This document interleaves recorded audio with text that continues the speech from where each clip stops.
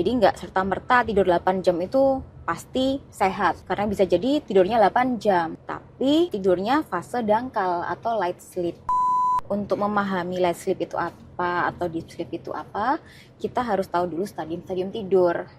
Jadi ngorok ini bisa jadi benign snoring atau ngorok yang tidak disertai henti nafas. Ada lagi ngorok yang merupakan gejala dari penyakit yang namanya sleep apnea atau henti nafas saat tidur. Nah, itu harus diperiksakan dulu. Ini kira-kira yang mana jenis ngoroknya. Jangka panjangnya sih bisa berpengaruh kepada kesehatan organ-organ secara keseluruhan. Ujung-ujungnya jadi hipertensi. Oke. Ya, selain itu juga bisa seperti diabetes, terjadi stroke, gangguan irama jantung, dan sebagainya. Jadi banyak sekali dampak sleep apnea ini pada organ tubuh yang lain kalau tidak diterapi. Biasanya resiko tinggi sleep apnea itu pada pasien-pasien yang pertama mendengkurnya keras sekali dan hampir setiap hari mendengkur.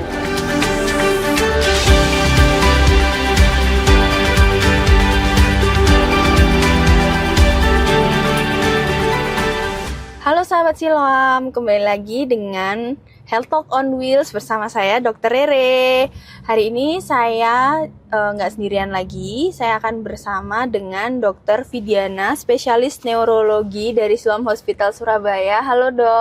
Halo Dr. Rere, halo sahabat Siloam. Saya mau tanya-tanya nih dok, mumpung lagi mendung cuacanya, terus kita lagi di mobil yang nyaman, saya mau nanya tentang tidur nih dok. Oke. Mumpung saya juga lagi pengen tidur nih dok.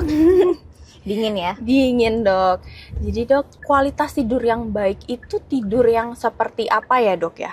Kayak butuh berapa jam? Kayak gitu dok mungkin. Atau harus tidur yang seperti apa? Oke. Jadi kalau kita ngomong tidur yang baik itu seperti apa, itu ada dua hal yang harus kita perhatikan. Yang pertama, kualitas tidur. Ya, jadi tidur itu macam-macam kualitasnya. Ada yang tidurnya tuh lama tapi dangkal, dalam artian tidak masuk fase deep sleep atau tidur dalam. Oke. Ada juga yang kuantitasnya kurang. Ya, kuantitas ini berarti jam tidurnya kurang. Jadi kita perlu memperhatikan kualitas dan juga kuantitas tidur.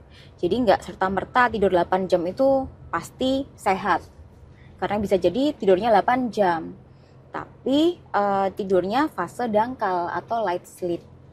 Nah, untuk memahami light sleep itu apa atau deep sleep itu apa, kita harus tahu dulu stadium-stadium tidur. Oke. Apa aja dok stadium tidurnya? Oke, jadi stadium tidur itu ada 4. Non-REM 1 atau non-rapid eye movement 1, non-rapid eye movement 2, non-REM 3, dan fase REM atau rapid eye movement.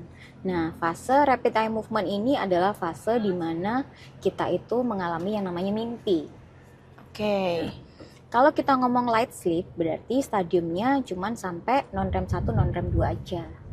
Nah, yang kapan sih yang kita bilang deep sleep itu, yaitu pada saat kita memasuki fase non-REM 3. Nah, siklus tidur itu dalam semalam itu secara fisiologis atau normalnya itu kita alami 4-5 kali. Jadi satu siklus itu non-REM 1, 2, 3 sampai REM.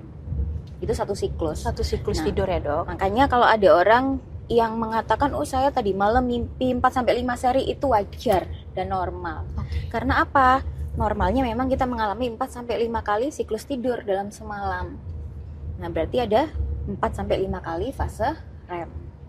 Nah, itu berarti kalau tidurnya berkualitas, harusnya secara arsitektur tidurnya 4-5 kali siklus dan cukup untuk prosentase deep sleep-nya yaitu 20-25% untuk normalnya. Oke. Nah, kenapa sih deep sleep itu penting? Karena ternyata pada fase non-REM 3 itu terjadi banyak hal yang membantu kita ini merasakan energinya terisi kembali. Ibaratnya kalau HP itu perlu di-charge, maka tidur itu adalah waktunya kita tuh menge-charge energi ya dok. Betul. Nah, coba mungkin Dr. Rere pernah nge-charge HP pakai kabel yang kualitasnya nggak bagus ya. Nah, biasanya cepat penuh nggak itu HP-nya? Enggak dok, terus HP cepet panas. Betul. Nah, itu juga ibaratnya kualitas tidur. Kalau kualitas tidurnya jelek, seperti halnya kita ngecharge HP pakai kabel yang jelek. Ya, jadi kualitas tidurnya buruk atau kualitas kabel yang tadi buruk, akhirnya energinya tidak terisi dengan penuh. Akhirnya apa? Energinya cepat habis. Nah, itu sama juga apa yang dialami orang-orang yang mengalami fatigue atau kelelahan pada saat siang hari.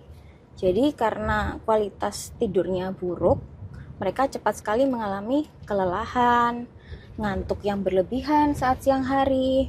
Makanya beberapa pasien saya itu ada yang disuruh sama bosnya untuk periksa. Kamu kok ketiduran terus? Masa meeting ketiduran ya? Parah banget ya dok Ya, ya. lagi kerja ketiduran. Saking parahnya sampai sama bosnya disuruh periksa.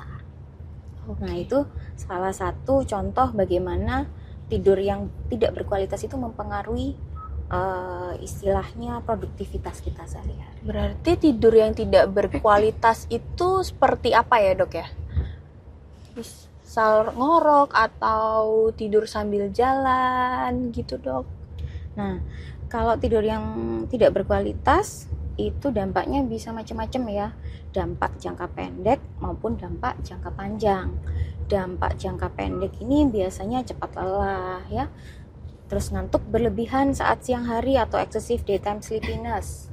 Nah, biasanya juga ada gangguan konsentrasi, gampang emosi ya, diajak ngomong sendiri, diajak bercanda sedikit sama temannya, langsung ngamuk, emosi ya. Kalau orang sekarang ngomongnya senggol bacok ya. Ya, jadi itu memang gejala-gejala dari tidur yang tidak berkualitas. Itu dampak jangka pendek. Jangka panjangnya apa? Nah, karena tidur yang tidak berkualitas akhirnya berpengaruh kepada kesehatan tubuh secara keseluruhan. Karena tadi pada fase deep sleep itu ada aktivasi growth hormone ya, atau hormon pertumbuhan. Makanya anak-anak itu prosentasenya tuh cukup tinggi untuk fase deep sleep-nya. Yang kedua ada aktivasi sistem imun. Makanya kalau kita orang tidur biasanya gampang sakit. Ya. Selain itu ada juga regulasi mood, itu juga terjadi pada fase deep sleep. Terus ada proses glimfatik atau pembersihan sisa-sisa metabolisme. Sisa metabolisme yang membuat pikun itu dibersihkannya pada saat tidur ya. Perbaikan sel-sel tubuh yang rusak. Makanya kadang kalau kita kena luka apa, kalau tidurnya enak, bangun pagi sudah agak nutup lukanya ya, cepat sembuh. Jadi itu dampak tidur yang berkualitas sebetulnya berpengaruh secara keseluruhan pada kesehatan. Kalau dampak jangka panjangnya, kalau tidurnya nggak berkualitas, itu bisa mempengaruhi organ-organ, antara lain organ otak. Ya, karena tadi ada pembersihan sisa metabolisme yang bisa membuat demensia, maka bisa mempercepat terjadinya demensia kalau kualitasnya tidak baik. Ya, apalagi pasien-pasien yang sering mengalami henti nafas saat tidur. Nah, itu akan terjadi penurunan saturasi oksigen berulang. Nah, dampaknya apa? Gangguan dinding pembuluh darah atau kerusakan dinding pembuluh darah, ya. Nah, ujung-ujungnya nanti pasiennya bisa mengalami penyakit seperti hipertensi, diabetes, gangguan irama jantung, bahkan stroke.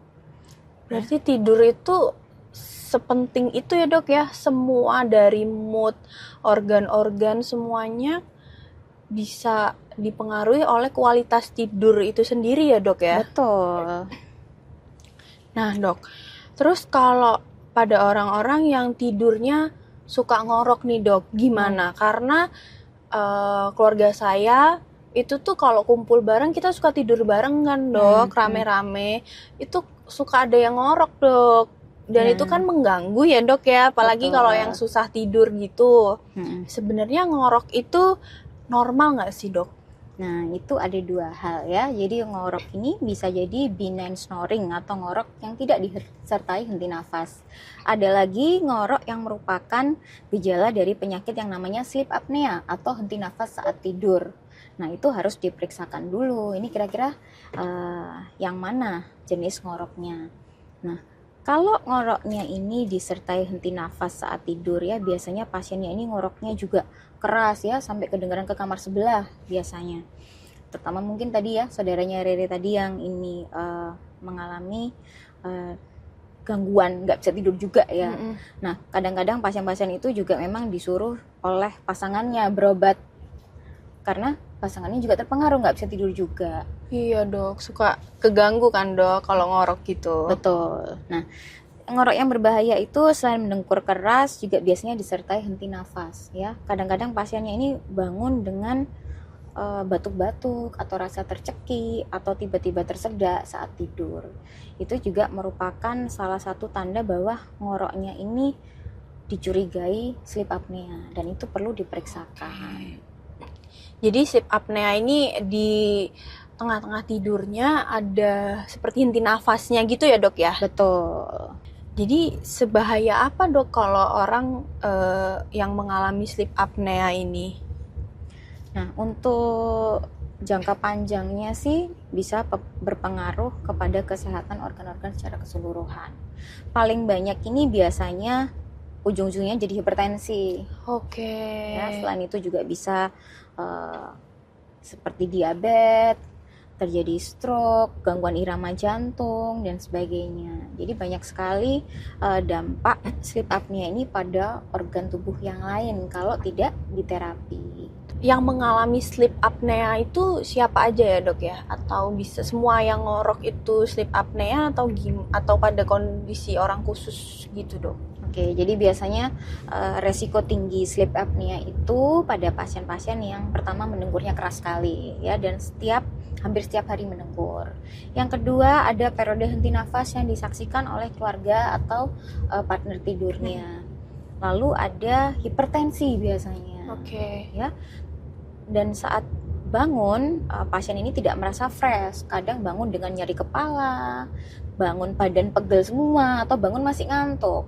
Dan ada excessive daytime sleepiness atau ngantuk berlebihan. Oke. Ya, jadi saat aktivitas, bahkan saat nyetir kadang-kadang ketiduran. Ini yang bahaya banget. Bahaya banget dong itu dok. Betul. Mungkin Dokter Iri pernah dengar ya ada kejadian kecelakaan karena pengemudinya ketiduran atau pilot lagi nerbangin pesawat ketiduran. Nah, itu juga bisa jadi salah satu bentuk manifestasi dari gangguan tidur. Oke. Nah, selain itu juga pasien-pasien yang obesitas ya, usia di atas 50 tahun, laki-laki dan lingkar leher di atas 40 cm itu termasuk yang risiko tinggi. Termasuk yang resiko ya dok ya. Betul. Oke. Terus kalau udah ada gejala ngorok nih dok, pemeriksaan apa dok yang bisa kita lakukan yang biar kita tahu nih, oh ternyata ini kualitas ngoroknya ternyata yang benign, oh ternyata ini yang berbahaya yang ada sleep apneanya. Pemeriksaan apa dok yang bisa kita lakukan? Oke, jadi ada pemeriksaan yang namanya polisomnografi atau sleep study. Sleep study, ya. Oke. Ini itu tujuannya untuk memastikan tidurnya apakah pasien itu mengalami gangguan sleep apnea ya atau cuman benign snoring. Tapi sleep study ini tidak hanya mendiagnosa sleep apnea, tapi bisa juga kelainan-kelainan terkait tidur lainnya. Contohnya apa? Mungkin Dokter Rere pernah dengar sleepwalking ya, atau berjalan sambil tidur. Terus ada lagi yang kakinya suka nendang-nendang kalau tidur atau teriak-teriak pas waktu tidur. Ngigau gitu ya dok berarti? Betul ya, jadi ada juga gangguan tidur yang namanya parasomnia. Dan parasomnia ini bentuknya bermacam-macam, seperti tadi jalan saat tidur atau ngemil sambil tidur ya. Terus ada yang nendang-nendang, jadi kalau dia mimpi main bola kakinya ikut nendang-nendang, ikut teriak-teriak ya, ada yang seperti itu. Ada lagi yang kakinya cuma gerak-gerak aja, ya itu namanya sleep related movement disorders. Itu juga bisa didiagnosa dengan pemeriksaan polisomnografi. Atau mungkin pada remaja yang suka biasanya ngobrol-ngobrol sama temennya, terus ketawa ngakak-ngakak, terus tiba-tiba ketiduran. Nah, itu pasien-pasien dengan kecurigaan narkolepsi ya, itu bisa juga diperiksa dengan sleep study. Yang nggak tahu kondisinya lagi apa, tiba-tiba ketiduran aja gitu. Betul. Ya dok ya. Biasanya karena perubahan emosi yang ketawa ngakak-ngakak terus ketiduran. Oke. Terus biasanya penanganan sleep apneanya sendiri itu bagaimana dok? Setelah dilakukan pemeriksaan, kemudian sudah kedetek nih dok, oh ternyata di fase tidurnya memang ada sleep apneanya. Penanganannya bagaimana biasanya dok? Nah, Jadi untuk opsi penanganan sleep apnea sendiri ini ada beberapa macam. Yang pertama dan treatment of choice sampai saat ini adalah dengan positive airway pressure atau pemakaian alat yang namanya CPAP. Itu yang alatnya yang kayak pakai masker itu ya dok ya? Betul, maskernya pun berbagai macam. Ada yang cuma masker hidung, ada yang full face mask, jadi menutupi mulut juga. Dan itu berbeda indikasinya untuk setiap orang. Nah, dari pemeriksaan sleep study tersebut, baru setelah kita lihat hasilnya, baru kita bisa memperkirakan ini terapi yang cocok apa. Karena kondisi tiap orang ini berbeda-beda. Oke. Jadi ada yang sleep apnea-nya ini cuman karena obstruksi pangkal lidah. Ada juga central sleep apnea. Nah, kalau central sleep apnea ini biasanya pada pasien-pasien dengan gangguan jantung atau gangguan neurologis. Berarti itu semua disesuaikan dengan kondisinya ya dok ya, dari hasil pemeriksaan sleep study-nya tadi ya dok ya? Betul, karena terapinya berbeda-beda. Begitu juga dengan pasien yang mengalami PPOK atau penyakit paru obstruktif kronik. Itu juga beda lagi terapinya. Jadi memang banyak faktor yang dijadikan pertimbangan kita menterapi pasien dengan obstructive sleep apnea. Oke. Terus untuk pemeriksaan polisomnografi atau sleep study-nya tadi itu pemeriksaannya bagaimana sih dok? Kayak kita itu pemeriksaannya caranya gimana? Diapain? Oke, jadi pemeriksaan polisomnografi ini sesuai dengan namanya ya. Poli artinya banyak, somno tidur, dan grafi gambaran. Jadi kita melihat kondisi seseorang saat tidur itu, termasuk gelombang otaknya bagaimana. Oh, diperiksanya sambil pasiennya tidur ya dok ya? Betul, jadi banyak channel yang kita pasang. Pertama channel elektroensefalografi atau gelombang otak. Terus ada elektrookulografi atau untuk gerak mata. Jadi kita merekam juga gerak matanya itu untuk menentukan stadium rapid eye movement atau non rapid eye movement. Jadi kita menentukan stadium tidurnya juga dari gerak mata tersebut. Gerak matanya. Dan juga tonus otot. Karena normalnya pasien-pasien pada fase rapid eye movement itu tonus ototnya hilang. Oke. Nah, itu juga membantu kita menentukan stadium tidur. Selain itu ada juga parameter pernafasan. Dan ini juga cukup banyak ya. Pertama dari airflow atau aliran udara. Lalu ada sabuk yang dipasang pada dinding dada dan perut untuk melihat gerak dari otot pernafasan. Lalu ada saturasi oksigen ya, dan juga ada elektrokardiografi untuk melihat denyut jantung atau irama jantung saat tidur. Jadi banyak banget ya dok yang diperiksain. Betul, ya? Iya. Jadi ternyata itu semua bisa dinilai saat tidur, itu semua dinilai ya dok ya? Betul. Untuk menentukan kualitas tidurnya itu bagaimana ya dok ya? Tepat sekali. Tapi kalau dipasang alat-alat kayak gitu dok, banyak alat gitu, pasiennya memang bisa tidur dok? Bisa, apalagi pasien-pasien sleep apnea itu kebanyakan memang excessive daytime sleepiness. Okay. Kadang-kadang baru dipasang aja dia sudah ngantuk-ngantuk gini. Oh. Apalagi alat yang sekarang sudah lebih modern. Kalau zaman dulu itu dipasang-pasang elektroda, kabelnya panjang banget, ada jackboxnya. Jadi begitu pasien mau ke toilet tengah malam, itu harus dipasangin dulu, dicabutin dulu. Nah, baru mereka ke toilet pasang lagi, dan itu ribet ya dok? Ribet, butuh waktu juga, akhirnya kan mengganggu perekaman juga.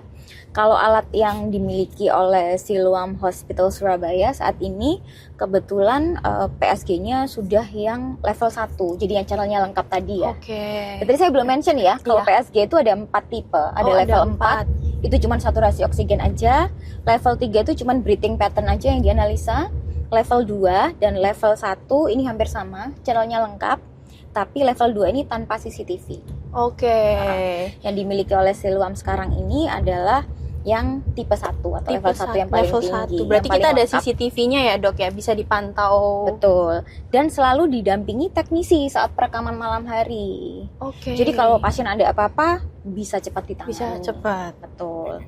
Nah, dari PSG tipe 1 tadi itu yang dimiliki Siloam Hospital Surabaya ini termasuk yang terbaru. Jadi dengan Bluetooth. Jadi sudah nggak yang kabelnya sampai kayak kelabangan kita dipasang di jackbox ya. Tapi sudah kabelnya minimalis, pakai Bluetooth pula. Jadi kalau mau ke toilet nggak ribet aja, ya dok nggak ya, ribet. nggak Iya, sampai betul. ada yang mengganggu ya Betul, dok. iya. Jadi Itu kalaupun lebih nyaman. pasiennya tidur pun nggak kelibetan sama kabel-kabel ya dok harusnya. Betul. Iya, jadi lebih nyaman juga sih untuk pasien. Oke, terus dok kalau misalnya udah diperiksa gitu, kelainan apa aja yang bisa dideteksi dalam sleep study-nya itu dok? Ya tadi itu kita kan melihat stadium tidur ya. Jadi selain melihat kelainan dalam artian penyakit, kita juga bisa melihat arsitektur tidurnya. Kita bisa lihat kualitas tidurnya, persentase deep sleep-nya normal atau kurang, itu bisa kita lihat. Untuk kelainan-kelainannya tadi selain sleep related breathing disorders yang mencakup obstructive sleep apnea, central sleep apnea dan sebagainya, bisa juga mendeteksi tadi parasomnia. Parasomnia Ya, ya dok. Parasomnia itu yang kayak sleepwalking, terus yang suka nendang-nendang atau teriak-teriak saat tidur. Makan ya. sambil tidur ya dok Makan ya. sambil tidur ya. Mungkin temannya dokter Rere ada yang makan sambil tidur. Saya sepertinya dok. Pengakuan dosa ya dokter Rere ya. Ya, jadi terus ada lagi yang sleep related movement disorders yang suka nendang-nendang Oke. itu waktu tidur, itu juga bisa dilihat dari sleep study. Sleep study. Dan juga pasien-pasien yang kita curigai dengan narkolepsi. Oke, Nah, yang kalau tadi yang sih. gampang tidur ya dok ya. Iya, jadi ngobrol-ngobrol sama temennya, ketawa ngakak-ngakak tiba-tiba tidur. Nah, itu bisa kita periksa juga dengan polisomnografi. Polisomnografi. Oke dok, saya mau nanya kalau yang sleep debt atau hutang tidur itu gimana ya dok ya? Nah, ini menarik ya. Jadi seringkali kita ini mengalami yang namanya insufficient sleep syndrome. Bisa karena overwork ya, karena pekerjaan, tidurnya malam-malam. Nah, ini juga yang pertama akan mengganggu jumlah jam tidur. Dari Oke. kuantitasnya sendiri sudah terganggu. Yang kedua, dari arsitektur tidurnya sendiri juga bisa terpengaruh. Kan tadi sudah saya jelaskan sebelumnya ya, masalah fisiologis tidur kita tuh mengalami 4-5 siklus dalam semalam, itu normalnya. Nah, kalau jam tidur kita kurang, akibatnya arsitektur tidur kita juga terganggu. Terganggu ya dok. Nah, jadi itu nggak berlaku ya, seperti hitungan matematika. Misalnya kita tidur cuma 6 jam, nanti nambah 2 jam. Nggak bisa seperti Nggak itu. bisa. Kenapa? Karena tadi ada ritme tidur atau arsitektur tidur tadi yang perlu dikompensasi. Jadi belum tentu kalau kita tidur 1 jam nanti tidur 1 jam lagi itu sudah mencukupi yang 8 jam itu. Beda ya dok. Beda. Ya? Karena memang arsitektur tidurnya itu yang penting. Oke. Jadi ada fase non-REM 1, 2, 3, REM. Nah, kalau kita tidurnya keputus-putus, akhirnya apa? Siklus tersebut tidak terpenuhi. Jadi bisa jadi fase deep sleep-nya juga nggak tercapai. Nggak tercapai. Tapi ada juga beberapa kondisi di mana kita tuh bisa mengalami yang namanya power nap. Oke. Power nap itu kita tidur 15-20 menit tapi bangun udah seger banget kayak tidur berjam-jam. Kenapa bisa seperti itu? Karena tubuh kita ini mengkompensasi ya. Jadi yang terjadi pada orang yang kurang tidur itu pada malam berikutnya di mana dia mendapatkan kesempatan untuk tidur akan terkompensasi dengan peningkatan prosentase dari deep sleep. Oke. Jadi sebenarnya tubuh kita ini cukup pintar, ya. Begitu kurang tidur, hari pertama dia akan mengkompensasi dengan meningkatnya fase non-REM 3 atau deep sleep.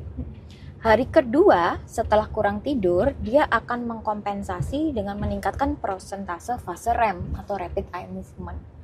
Jadi kita bisa melihat bahwa sebegitu pentingnya deep sleep itu. Nah, pada orang-orang yang misalnya kekurangan tidur 1 jam atau 2 jam, kadang-kadang itu tidak bisa disaur utang ya, maksudnya dibayar utangnya itu dengan jumlah jam tidur yang sama, karena tadi terkait dengan arsitektur tidur tersebut. Gitu ya dok ya. Jadi Betul. emang penting banget masalah kualitas tidur harus mencapai hingga deep sleep ya dok ya. Betul. Terus kalau pada case yang kan kita pernah ya dok, mungkin dokter juga sering mengalami kita kerja shifting, lagi jaganya bisa malam. Itu gimana dok? Kan banyak juga nih dok pekerja-pekerja lainnya yang kerja shifting gitu. Betul. Nanti kerja malam nih nggak bisa tidur, pagi harus tidur. Itu gimana dok? Akhirnya keterusan dan mengganggu siklus tidurnya dok. Ya, jadi pada pekerja-pekerja shift work, terutama yang berpindah dari shift malam ke shift pagi, itu memerlukan waktu 2-3 hari sebagai fase transisi. Jadi memang sebaiknya pekerja shift work tersebut libur dulu 2-3 hari untuk mengadjust jam tidurnya. Oke. Dan biasanya setelah shift malam nih ya, pulang itu dianjurkan memakai kacamata hitam atau pasang jaket yang ada hoodie-nya untuk istilahnya menstimulus agar tubuhnya itu tahu bahwa kondisi temaram akhirnya memicu pembentukan melatonin sehingga bisa mudah tidur saat pulang, seperti itu.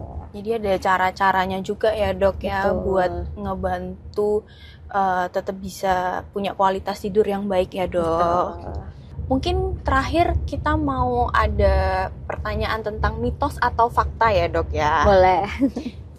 Yang pertama, mitos atau fakta dok, kalau orang yang ngorok itu tandanya tidurnya dalam, sangat nyenyak dok. Mitos. Mitos ya dok ya. Seperti yang tadi udah dokter jelasin ya dok. Betul. Jadi mengorok itu malah tanda-tanda terjadinya sumbatan pada jalur nafas. Oke. Mitos atau fakta, nggak semua orang itu butuh tidur 8 jam. Mitos. Mitos ya dok. Ya, jadi seperti pada anak-anak itu pasti kebutuhan tidurnya lebih banyak daripada dewasa. Oke. Jadi tergantung usia juga. Tergantung usia ya dok untuk Yes. jumlah Jam tidur tidur. yang baik itu berapa lama ya dok? Betul. Oke. Terus mitos atau fakta dok, ngorok hanya terjadi pada orang dengan berat badan yang berlebih. Mitos. Mitos. Yang kurus juga ada yang mendengkur. Oke, yang berlebih juga bisa mendengkur atau ngorok. Yang kurus pun juga bisa ya dok ya? Bisa. Cuman resikonya memang lebih tinggi untuk yang obesitas. Oke. Yang terakhir nih dok, mitos atau fakta mainan HP sebelum tidur bisa mengganggu kualitas tidur. Fakta. Fakta, oke. Kenapa coba? Kira-kira kenapa? Karena jadi capek kali ya dok, matanya jadi capek mungkin. Bisa, tapi lebih dari itu, blue light dari gadget, Oke. baik itu HP ataupun laptop, akan menghambat rilis dari melatonin. Oke. Sedangkan manusia ini membutuhkan melatonin untuk bisa memulai tidur. Melatonin ini hormon yang membuat kita mengantuk.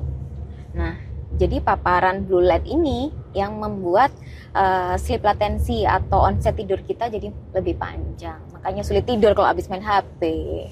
Bener juga. Oke. Apalagi yang suka nonton binge watching drama Korea. Kalau nggak episodenya sampai selesai kurang puas ya dok. Betul. Oke, jadi boleh dibantu dok untuk sahabat Siloam semua. Gimana nih dok buat yang ada ganggu kualitas tidur harusnya gimana dok? Boleh dibantu kasih message-nya dok. Oke, sahabat Siloam, jangan pernah remehkan mengorok.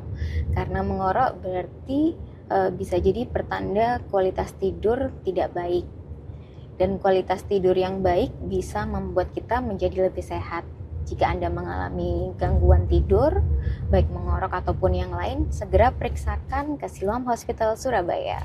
Oke, jadi sahabat Siloam sudah dapat info dari Dokter Vidiana, ilmunya banyak ya dok hari ini sambil jalan-jalan kita. Baik sahabat Siloam, terima kasih udah lihat Health Talk on Wheels bersama Dokter Vidiana, dan jangan lupa untuk lihat Health Talk on Wheels di episode berikutnya. Bye-bye.